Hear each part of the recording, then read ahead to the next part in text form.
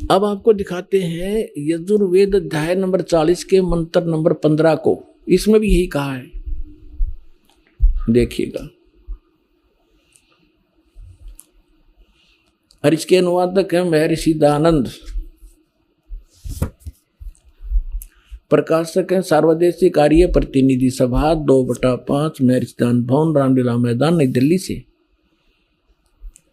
और ये यहां से छपा है, Prince Offset Printers 1510 Pataudi House, Daryaganj, नई दिल्ली से। अब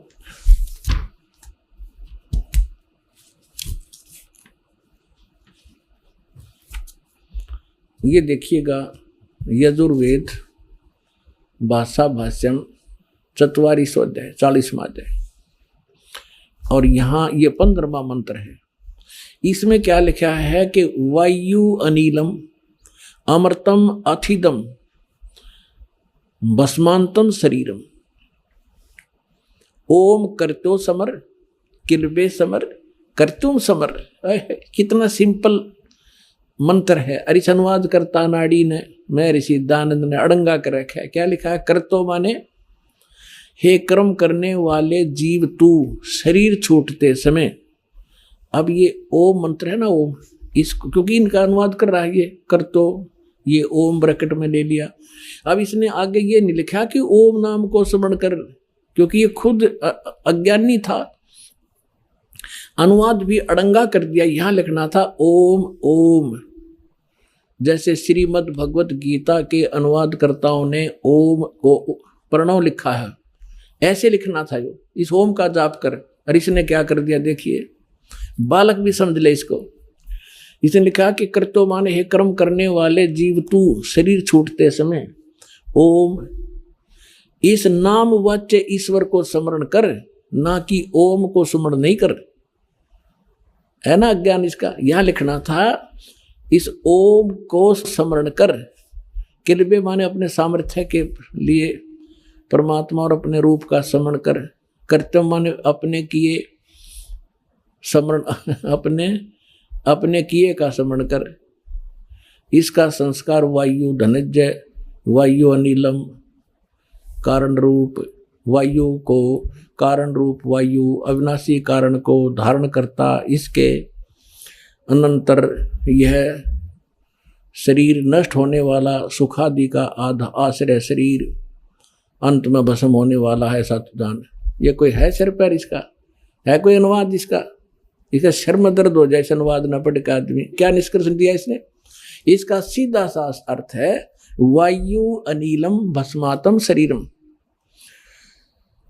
अथिदम भस्मांतम शरीरम। और ओम करतो समर, करतो माने काम करते करते ओम का सिमरण कर। और किलबे माने कलबलाहट के साथ, विशेष कसक के साथ, विशेष तड़फ के साथ भगवान का सिमरण कर इस नाम का। और कर्तुम माने अपना मूल उद्देश्य जानकर मनुष्य जीवन का काम ही भक्ति करना है। इस उद्देश्य को से परिचित होकर ओम नाम का जाप कर। और जब शरीर छोड़कर जाएगा, तेरा जो प्राण है, वायु माने प्राण, जीव, तेरा जो जीव है, जब तू शरीर छूटेगा तेरा, उस समय इस ओम नाम के जाप से जितना अमृतो, जो परम गति तेरी होनी है, इस तक होएगी।